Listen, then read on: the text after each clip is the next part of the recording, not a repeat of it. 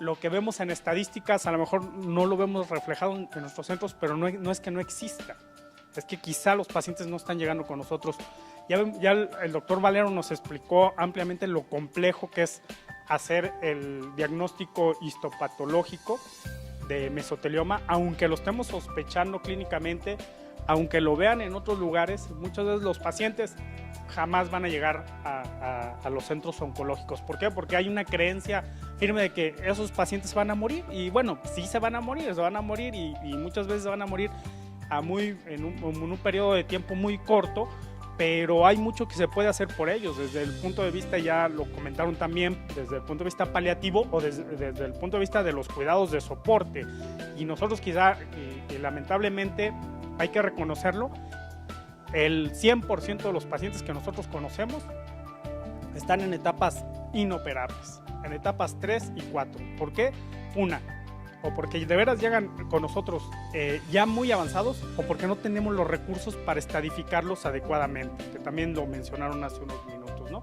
Pero vean, por ejemplo, esta revisión que hicieron en el Instituto de Cancerología, y que fue motivo después de desarrollar un diseño de tratamiento en estudio para fase 2, pueden ver ustedes aquí la enorme proporción de pacientes que se encuentran, bueno, pues todos son etapas avanzadas, ¿no? Inoperables.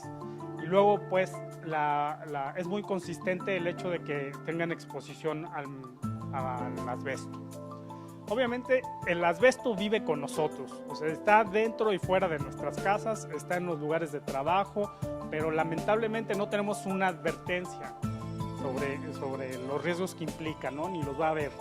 Ya se comentó acerca de las histologías del asbesto. Obviamente conocemos las imágenes, son muy representativas, los vamos a ver, algunos con derrame, otros sin derrame. A lo mejor los que no tienen derrame son, para nosotros meteríamos la mano al fuego y diríamos que son mesoteliomas, pero si no tenemos la inmunohistoquímica, si no tenemos el laboratorio que nos apoye y no tenemos la imagen suficiente, pues nos vamos a quedar nada más con la simple idea, ¿no?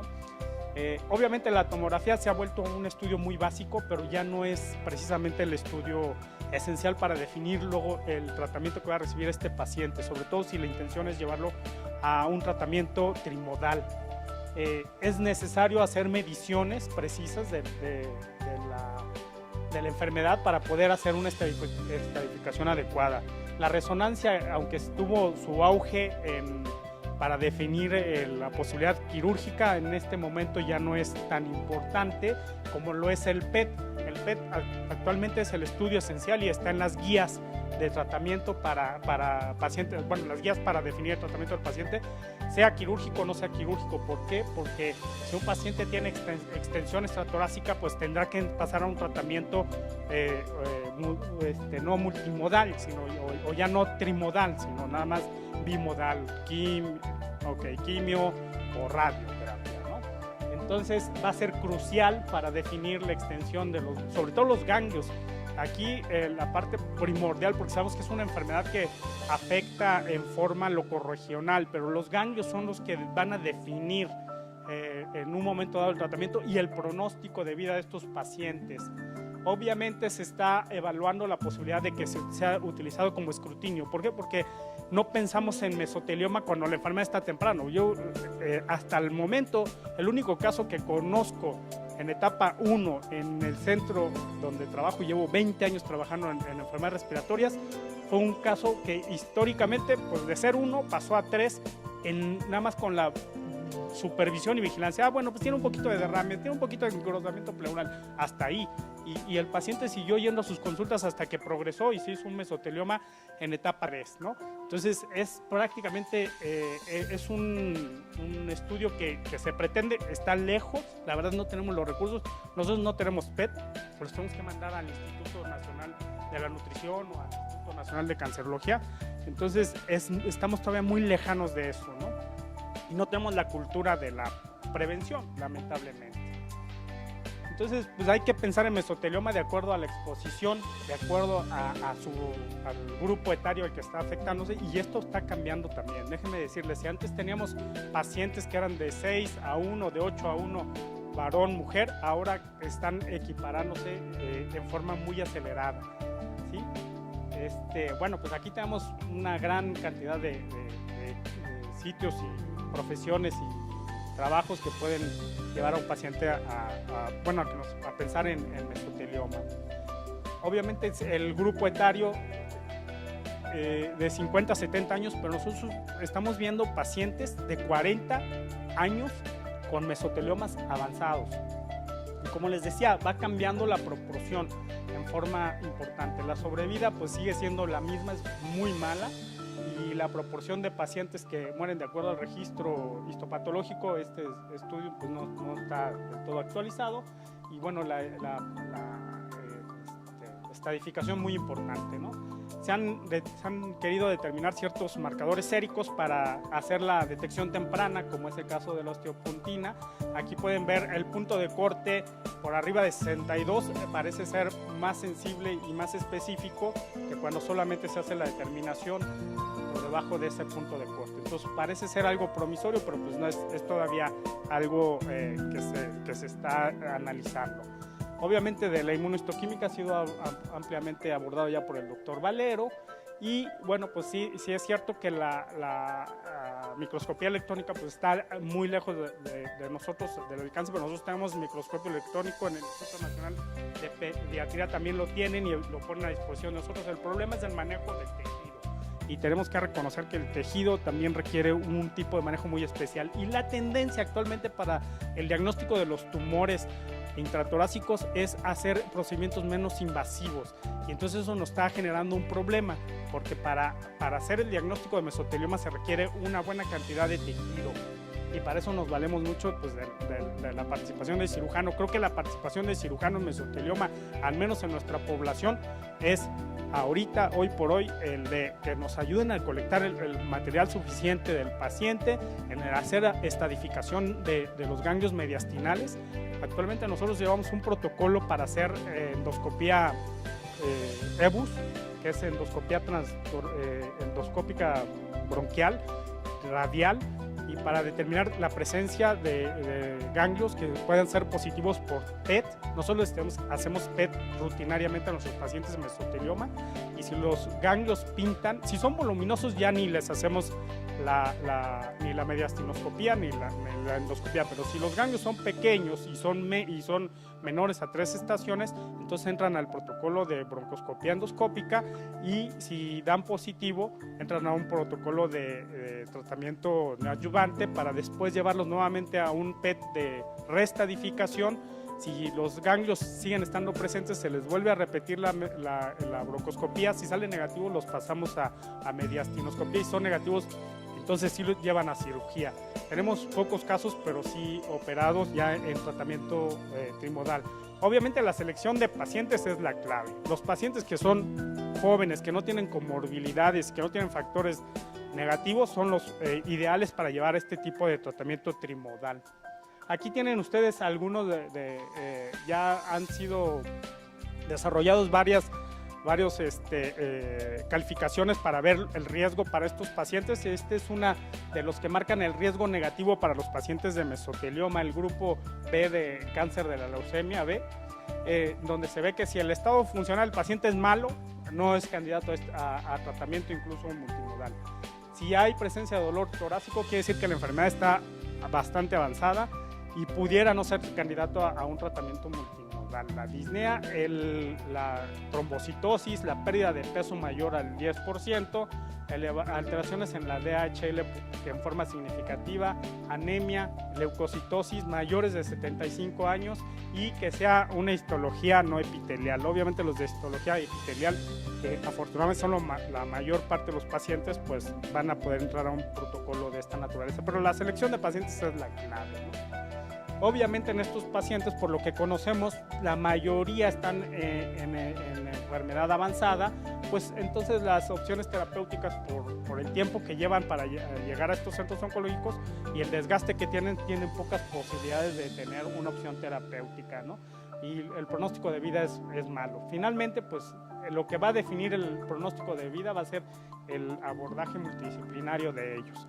Este es un estudio donde se mira el tratamiento multidisciplinario de los pacientes, como pacientes que reciben adjuvancia con quimioterapia, pacientes que reciben radioterapia para pasar después a cirugía, y aquellos pacientes que solamente van a recibir cirugía. Y en todos los grupos, lo importante aquí es que en todos los grupos tenemos pacientes que fallecen por complicaciones. ¿Qué quiere decir? Que son pacientes muy frágiles, son pacientes que de algún modo u otro el tratamiento mismo puede inducirles la muerte. Entonces tenemos que hacer una selección de ellos, pero bastante precisa, y para eso lo que se requiere son grupos multidisciplinarios, grupos interdisciplinarios, a donde la decisión del tratamiento de ese paciente no sea nada más de una área, sino debe ser de las 3 áreas de la oncología.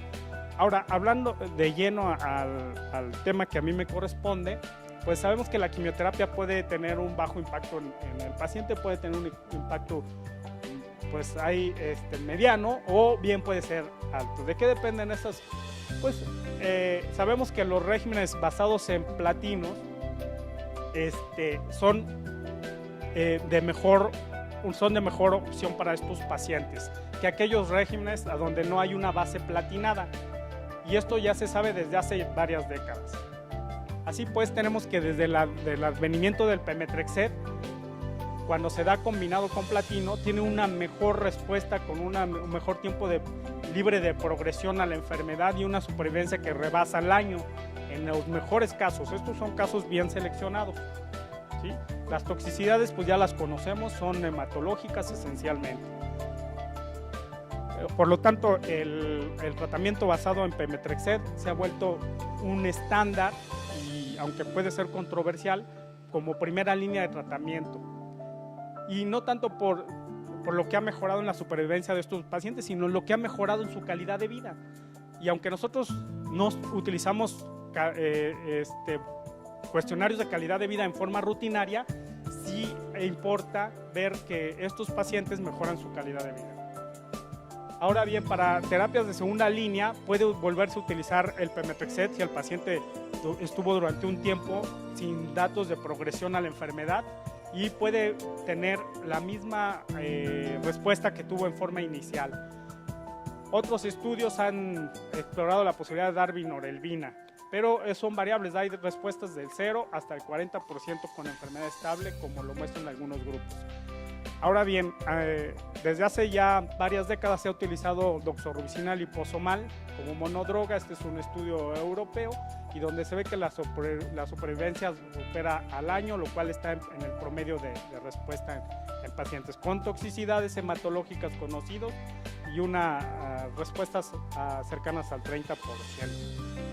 Este es otro estudio americano, donde el tiempo de progresión a la enfermedad fue de 5 meses y la supervivencia también de 13 meses, con toxicidades ya conocidas hematológicas grado 4, anemia y trombocitopenia. Este fue el estudio que diseñó el doctor Arrieta y fue basado en la selección de pacientes que veníamos teniendo en esta clínica. Fue un estudio que combinaba doxorubicina liposomal con cisplatino, y el objetivo de estos estudios esencialmente era determinar la respuesta de esta combinación como primera opción, y la segunda era determinar la concentración de la doxorubicina liposomal en el tumor comparado con estudios de medicina nuclear, ¿sí? Aquí tenemos las medidas, el RECIST que se utilizó para medir la respuesta a estos pacientes, y bueno, permitió, de acuerdo a la concentración del tejido, a la concentración de la doxorubicina liposomal en el tumor, predecir una supervivencia global superior a la que daba solamente la doxorubicina como monodroga.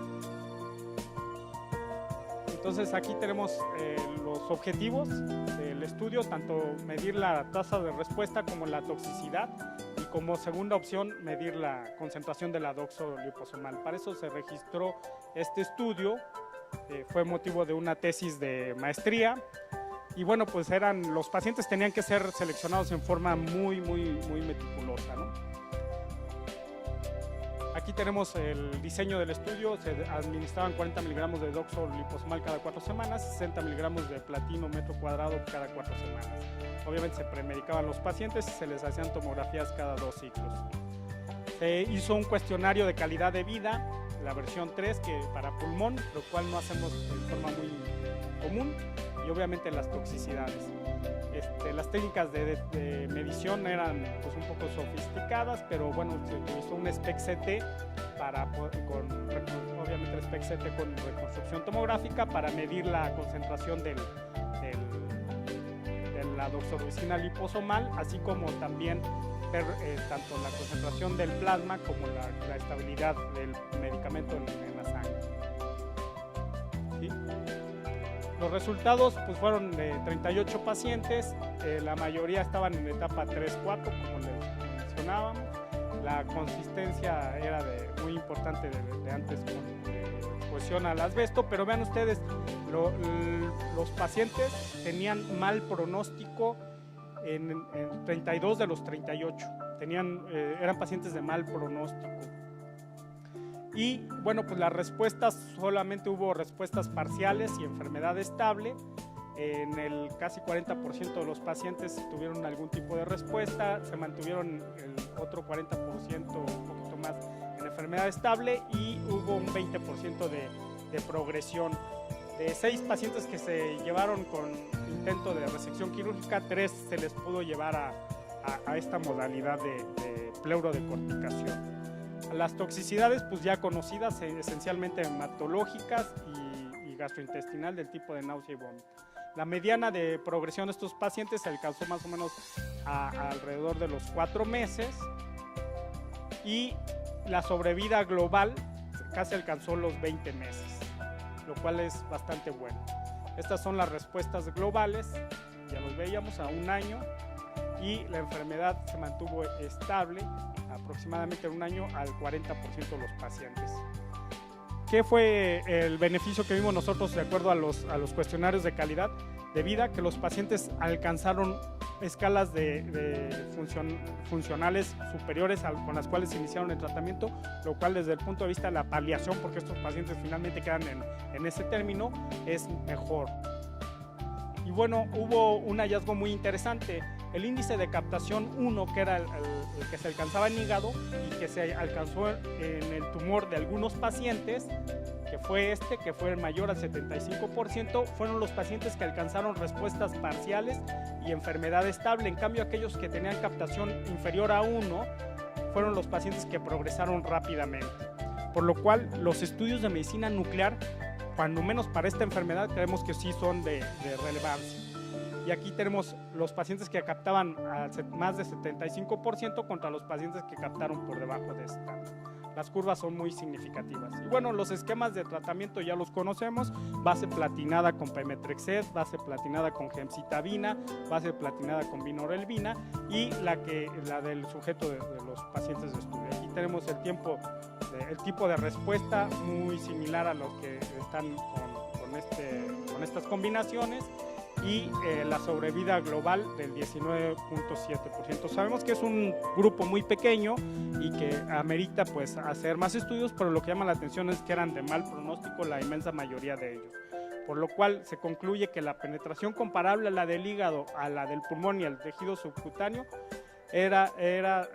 permitía predecir la respuesta en estos pacientes y el mejor control de la enfermedad. ¿Sí?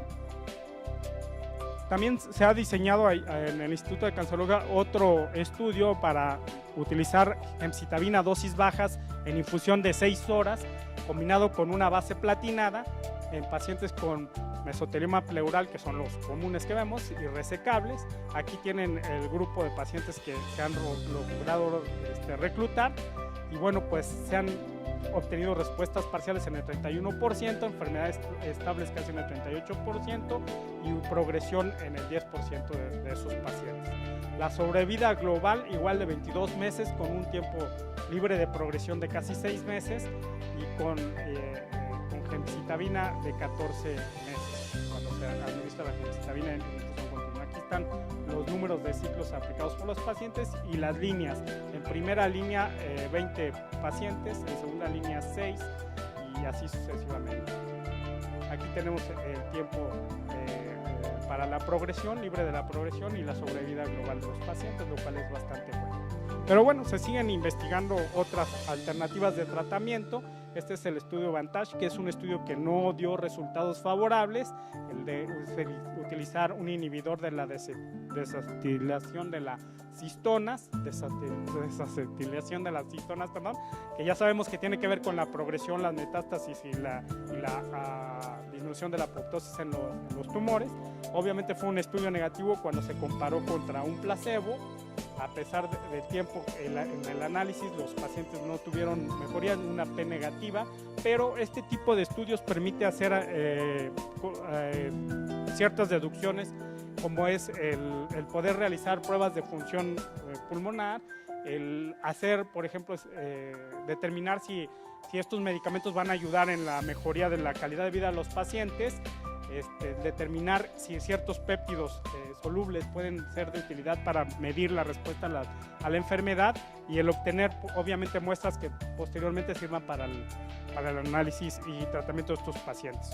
Hay muchos medicamentos que están en evaluación, ninguno de ellos se puede estar utilizando ahorita como un estándar de tratamiento, están solo en evaluación, ya algunos están comercialmente disponibles.